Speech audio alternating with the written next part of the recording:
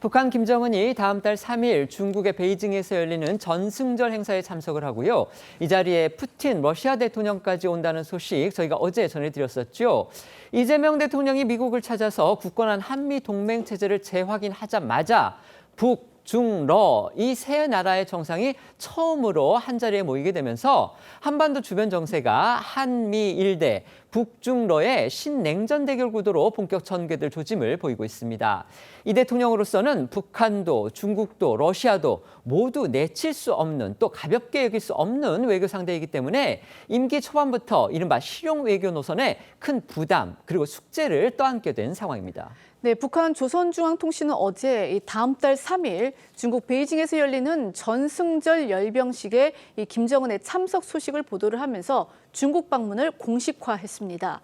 동시에 중국 측도 김정은은 물론 푸틴 러시아 대통령까지 포함한 외국 국가 원수 및 정부 순회 26명이 승전 기념 행사에 참석한다고 명단을 발표했습니다. 북중러 이 세 정상이 처음으로 한자리에 모이게 된 겁니다. 북한 최고 지도자의 이 같은 다자 외교 무대 등장은요. 1980년 고 김일성이 티토 전 유고슬라비아 대통령 장례식에 참석한 이후에 45년 만이라고 합니다. 세습 3세대인 김정은이 국제 무대에서 스스로 고립됐던 아버지 김정일과는 달리 완전히 다른 길을 지금 걷고 있는 겁니다. 그렇습니다. 앞서 이 김정은의 할아버지 김일성은 이 소련 공산당 대회나 또 이 중국 국경절 열병식 등 이 국제 행사에 자주 참여했었습니다. 그런데 이제 1986년 이 짐바브웨 비동맹 회의를 앞두고 이 시험 비행을 하던 이 김일성의 전용기가 이 아프리카에서 추락하는 사고를 겪은 뒤에 북한의 다자 외교가 줄어든 것으로 알려져 있고요. 또 이 안전 문제 등으로 비행기를 무서워했던 것으로 알려진 이 김정은의 아버지죠. 이 김정일이도 여러 국가 정상이 함께 모이는 이런 국제 행사 등에는 참석하지 않았고 이 중국과 러시아를 방문할 때도 은밀하게 이동했었습니다. 반면 스위스에서 유학하면서 서방 세계를 경험한 김정은은 국제사회에서 다른 사회주의 국가와 비슷한 정상적 외교를 하려는 모습을 조금씩 보여왔습니다. 2023년 9월 푸틴을 만나기 전에 북러가 동시에 방러 계획을 발표하고 이전 중국 방문 때도 미리 양국이 일정을 공개했던 게 대표적인 예입니다. 특히 김정은에겐 이번 방중이 시진핑 중국 주석, 푸틴 러시아 대통령과 어깨를 나란히 하는 정상국가 면모를 보일 수 있는 기회로 풀이됐는데요.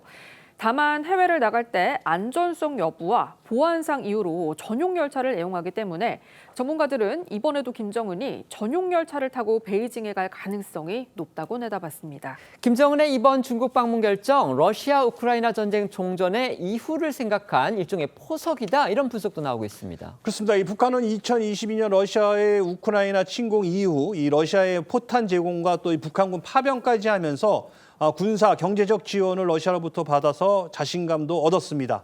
하지만 올해 들어 이 러시아와 우크라이나 간 휴전 협상이 개시되자 그동안 좀 다소 소홀했던 이 중국과의 관계 복원에 나선 것으로 이렇게 해석하는 분위기도 있습니다. 관련해 정성장 세종연구소 부소장은요, 조선일보에 트럼프와 푸틴이 이 러시아 우크라이나 전쟁의 종전 협상을 시작한 만큼 북한도 그 전쟁 이후를 대비할 필요가 생긴 것이다라고 분석했습니다. 양무진 북한 대학원 대학교 이 총장도요. 러시아는 전쟁 종식 후 이 유럽 쪽으로 정책 초점을 이동할 것이므로 북한으로서는 중국을 새로운 뒷배로 삼아야 한다고 말했습니다. 이재명 대통령이 당초 우려와 달리 취임 이후에 한미일 또 한일 간 연대 노선을 일찌감치 재확인하면서 중국이나 러시아도 이 한미일 협력에 대응하는 이른바 북중러 삼각 연대의 필요성을 느꼈을 수도 있을 것으로 보입니다. 북한과 러시아의 밀착 이후에 소원했던 이 북한과 중국 관계가 이번 김정은 방중으로 개선될 여지도 있어 보이는데요.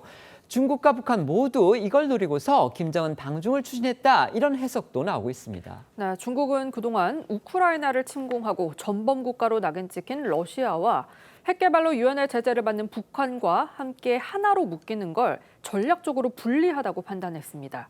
실제로 중국 외교관들은 공공연하게 중국을 러시아와 북한과 함께 묶는 신냉전 구도의 반대 입장을 피력해 왔는데요. 하지만 트럼프 2기 들어 미국의 압박이 거세지는 상황 속에서 결국 러시아, 북한 등과 연대를 강화해 미국에 맞설 수밖에 없다는 결정을 내린 것 아니냐는 관측도 나옵니다. 또 이재명 대통령이 직전 미국 방문 중 이렇게 얘기했죠. 안미 경중, 그러니까 이 안보는 미국, 경제는 중국과 함께 간다는 이 과거 진보 정권의 외교 노선을 지키기 어렵다는 취지로 밝힌 것과 관련해서도 이 중국 입장에서는 불쾌감을 느낄 수 있다는 해석도 나오고 있습니다. 저희 한라인이 그 남성욱 숙명여대 석좌 교수와 또 박원곤 이화여대 이 북학학과 교수와 직접 통화해서 의견을 들어봤습니다. 목소리 들어보시죠. 북러 관계만 가지고 미국을 상대할 수는 없다. 북한 외교 전통을 깨면서까지 그만큼 중국의 지원이 지금 필요하다는 것이죠. 한미일 협력을 하면 북중러가 결합하는 것이 자연스러운 동북아의 국제정치 구도입니다. 중국의 역사관을 담은 특정한 행사에 참여하는 거기 때문에 일반적으로 말하는 다자 외교와는 좀 거리가 있어 보입니다. 커 보이진 않습니다. 특히 여전히 중국 같은 경우에는 북한과 러시아와 함께 묶이는 그런 식의 협력에 대해서 거리를 둡니다. 우리 정부도 지금 북한, 중국, 러시아의 움직임 아주 주시하고 있을 겁니다. 어제 대통령실의 강훈식 실장이 기자간담회를 가졌는데요. 김정은의 방중을 우리 정부가 미리 인지하고 있었고 또 한미 정상회담도 그 같은 북중러의 동향에 영향을 받았다 또 이런 얘기를 했습니다. 그리고 오늘 위성락 국가안보실장이 이번 김정은 방중과 관련해서 입장을 밝혔는데요. 소개해 주시죠. 네, 위성락 국가안보실장은 오늘 한 라디오에 출연해서 김정은의 중국 전승절 참석을 이례적인 일이라고 평가하면서 북중, 북러 양자 정상회담이 열릴 수 있고 새로운 형태의 만남 가능성도 배제할 수 없다고 말했습니다. 다만 북중러 3자 정상회담 개최 가능성에 대해서는 일단은 지켜봐야 한다며 신중한 태도를 보였는데요. 관련 목소리 들어보시죠. 지금은 다자무대죠. 예. 전승절 행사라는 여럿이 모이는 자리에 가는 거라서 전과 좀 다르게 사전에 이제 발표를 한 것 같습니다. 좀 이례적인 일입니다. 그런 자리에 잘 가지 않아 왔거든요. 거기서 중국하고의 정상회담도 있을 수 있고 네. 또 러시아와 정상회담도 있을 수 있고 좀 더 또 다른 포맷이 있을지도 모른다는 이제 생각도 해보고는 있습니다. 또 다른 포맷이라 하면은 근데 삼자 삼자가. 같은 저는 가능성이 높은지는 아직은 좀 모르겠습니다만 일단은 지켜봐야 되겠다는 생각은 하고 있습니다. 이재명 대통령이 일본과 미국 순방으로 이른바 한미일 삼각동맹 체제를 아주 굳건히 했죠. 그런데 공교롭게도 그 직후에 지금 중국발로 김정은, 시진핑, 푸틴 이 3자가 한자리에 모이게 됐다. 이런 발표가 나오면서 이재명 대통령의 이른바 실용 외교 노선이 중대한 시험대에 놓이게 됐다는 그런 평가가 나옵니다. 과연 이 대통령 앞으로 대북, 대러시아, 대중국 외교 어떻게 가져가야 될지 큰 숙제를 떠안게 된 듯한데요. 어떻게 생각하십니까?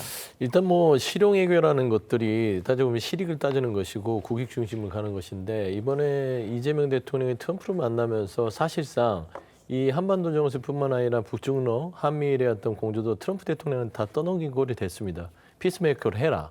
나는 피스메이커를 하겠다. 그래서 직접 나서주기를 원했고 김정인이 다급해진 이유는 한국과 미국의 어떤 정상회담 자체가 너무 순조롭게 굳건하게 신뢰를 하는 걸 봤고 미국에 가기 전에 일본과 먼저 정상회담을 하면서 트럼프가 바라던 한일 관계에 대한 어떤 순조로운 어떤 그 합의점을 풀어냈단 말입니다.